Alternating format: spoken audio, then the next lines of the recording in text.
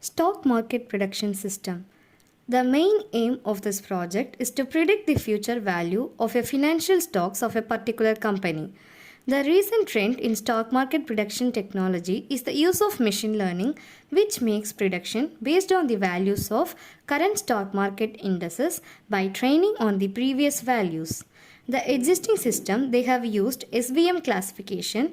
The major disadvantages is it cannot decrease the prediction error rate and takes long time for prediction. Hence, we have used LSTM algorithm, which will reduce complexity and makes prediction very much easier. The modules are dataset collection, feature extraction, scalar standardization, training and prediction. These are some of the screenshots from the project.